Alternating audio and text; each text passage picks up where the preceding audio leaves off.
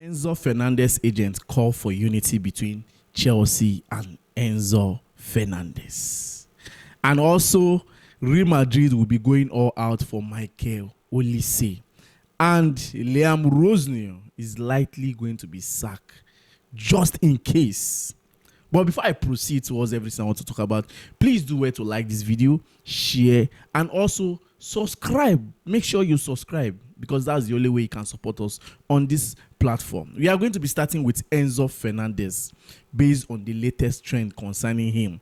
Enzo Fernandez agents Javier Pastore calls for unity as Chelsea chases the Champions League and says Enzo still has 6 years left on his contract. Chelsea is fighting for its Champions League spots through the Premier League, which is very important for the club. Enzo needs to play because he has a World Cup coming up. Chelsea needs him because he is a key player for their team. We have talked, we have worked everything out on both sides. Things are perfectly clear.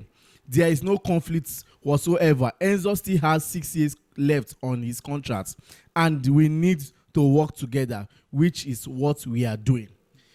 Well, even from the write-up and from what I've read so far, you should understand what the agents mean. It means that the controversy that was going on with him, the teammates, the owners, and Enzo Fernandez, alongside him, the agent himself, that they have talked things out and they have sorted it out. And they believe that Enzo still has a contract with the club, irrespective of the fact that we have not really gotten a clear information about his renewal. Because remember, he has to renew his contract. He wanted to renew. In short, he wants to renew, but just that they have not agreed on the renewal process in terms of wages. But for now, there is peace in the camp between Enzo and the board. So that is what the agent is telling us. And also the agent has made it clear that he's also a key player in the team. I know that all this one way they come up and just make it be say, then lift up the sanction on Enzo Fernandez so that he can play against Man City. And also he can get enough game time in the club so that he can be called for the World Cup. Definitely Argentina is going to call him. Whether he gets enough game time or not, they are still going to call him. But even at that, he needs to prepare very well, very hard ahead of the World Cup.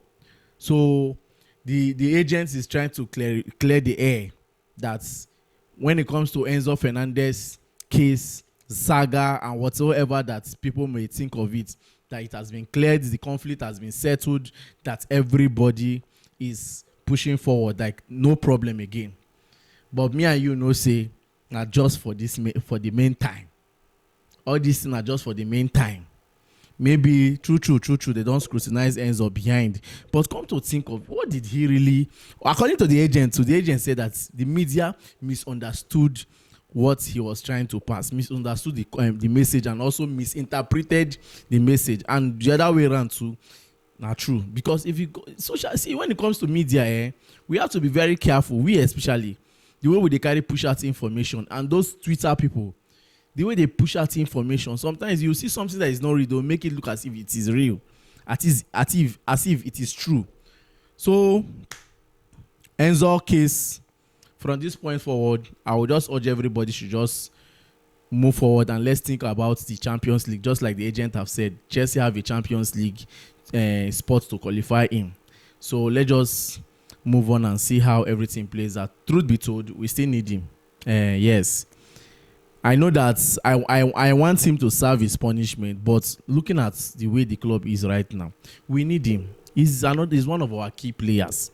It's more like saying that Enzo Kopama is fit and you don't use him. It's more like Casado is fit, you sanction him and you don't use him. It's not making sense. We know how instrumental Casado is. We know how instrumental Cucurella is. And we also know how instrumental Enzo Fernandez is. So there is peace in the land. So let's move forward. Then pushing further, according to France media, with what we are hearing from France, they say that if Liam Rosnier doesn't qualify for the Champions League, Chelsea could decide to sack him. According to L'Equipe, nobody that doesn't know L'Equipe is a France media. Is another trusted source. Very, in short, they're highly trusted, whether you like it or not. Well, let's see how it plays out. if Chelsea will really sack Rosenior if he doesn't qualify for the Champions League. But the other way around, if you look at it, Chelsea might end up sacking him if they don't qualify for the Champions League. I tell people that Chelsea needs this Champions League. Irrespective of the fact that we are craving for experienced players, we need experienced players. They have promised us that they will sign which kind of like players that don't need much time. You understand? Instant impact players, that they will sign instant impact players. For them to bring up those kind of players, or for them to bring in those kind of players, Chelsea need to be in the Champions League. No Champions League, it will affect us financially to bring in players like that. And also, what are we going to use to convince players like that to come into the club? This time around, football is changing. Players are changing. If Enzo Fernandez is not frustrated and tired and looking at the club as if seeing that the club will not make the Champions League, the club is not looking like something that club that will fight for the Premier League, he won't be dancing or twerking to Real Madrid. So if Enzo Fernandez that is inside the club is tired already, talk more of those players, those instant impact players that they want to sign. Will they accept to come to Chelsea knowing fully well that we are not playing the Champions League? And not qualifying for the Champions League, like I said, it will affect us financially one way or the other. Our transfer strength will not be that strong. So, as for the case of if they will sack Liam Rosenior over it, well, it's a 50-50 thing. They might still end up leaving him. But for me, I have said it before, I'm not a fan of this young man. I have never been a fan of England coaches. They talk more than what they do. Like, they know how to do it by words. Like, you see where Gary Neville, Jamie Carragher, all of them that are England pundits that aspire to be a coach or want to be a coach someday, just like Wayne Rooney now. I see them send different clubs then go relegation. See, I see they talk for pundit as if saying Sabi they work. That is the problem I have with anything England being a coach. They talk more than what they do on the pitch. Look at Spanish coaches, both the young and old. Look at what they are doing. Italians, German. Look at what they are doing, old and young. You can't compare. For me, if he doesn't qualify Chelsea for the Champions League, he should be sacked. Chelsea have a standard, for crying out loud. We should not be too naive. We should not be too petty about some certain things. As Chelsea fan, we know the level this club is. Okay, fine. In respect of the fact that we believe that, okay, this is under a new ownership. This is the Todd Boehly and Igbali ownership compared to Abramovich era. But even at that, the standard is there. The culture is there, which is winning. If you are not winning, bro, leave the club. So it's not about could decide. They will sack him. Because even though you leave Liam Rosenior, even though Rosenior, let me tell you this one now for free. If Rosenior qualify me for the Champions League, win the FA Cup for me, left for me, I will still say that Chelsea should look for a good coach. I don't see this man handling my team next season on a long run. I don't see it happening. I'm not saying this because of the few games that he has lost. I'm not saying it because of that. And the few games he has lost are key games. He has messed up big time. He's not a big game player, funny enough. What makes you a big club is when you're a big game player. When you can change things around. When you can take something out of nothing. Just like in the Champions League right now. Real Madrid lost to Bayern Munich 2-1, right? Now, people are still saying that there's still hope for Madrid. Why are people saying that? Because they know the standard of Madrid. Barca lost to Atletico Madrid 2-0 at Camp Nou. People are still saying that there is hope for Barca to come back. Why are they saying that? Barca have a standard. Chelsea also have a standard. If he doesn't meet that standard, let him go. For me, before next season, let this man leave the club. Whether he qualify or not. But if he doesn't qualify, let it be that should be a yardstick for Chelsea to sack him. But sacking him, allow him coach till the season should come to an end. Then you let him go. You should let him go. Come on, for crying out loud. Liam Rosenior, no. No. But anyhow, let's just watch how this information will turn out to be. If truly, Chelsea will make such decision just in case he fail to deliver Chelsea in the UEFA Champions League. And also, Real Madrid are thinking of placing a 160 to 165 million euros offer to sign Michael Olise. Some of this information, some of this rumor, well, it's not the first time I'm hearing that Real Madrid are monitoring Michael Olise. It's not the first time I'm hearing that. And also, it's not the first time that I'm hearing that Liverpool are also monitoring this same Michael Olise. Because remember, Mohamed Salah will be leaving this season, and they need a perfect replacement for Mohamed Salah. So, Michael Olise, so far so good. If somebody should tell me that Michael Olise will be one of the top 3 best wingers this season or in football right now, I will say it's a lie.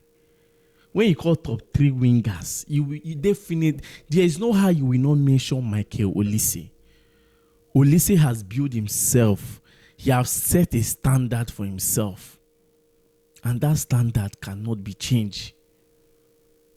So if Madrid, according to this rumor, if Madrid is setting a 160 million euros or 165 million euros on his head, well, I feel it's not a bad one, but the price is exaggerated based on this rumor. Michael Olise, 100 million pounds will fly. 100 million pounds will fly. But 160, 165, no. They are just trying to exaggerate the price tag on this young man's head. But it's not a bad one. Michael Olise is a baller. Take it or leave it. Olise is a baller. Come rain, come sun. Olise is a baller. I'm not feeling bad that Chelsea did not sign him. I will never feel bad that Chelsea did not sign him. After all, since we failed to sign him, we went to bring in Kopama, and Kopama performed. And everybody was like, yes, Olise can go for all we care. Look at Palmer doing what we expect. He's playing as a winger. He's playing as a 10. Do you understand? So I'm not regretting it. All the same, good luck, man. If Real Madrid succeed in signing you, kudos. But Bayern Munich, I don't see Bayern releasing that young man this summer transfer. I don't see them releasing Olise this summer transfer. But anyhow, let's watch how everything plays out.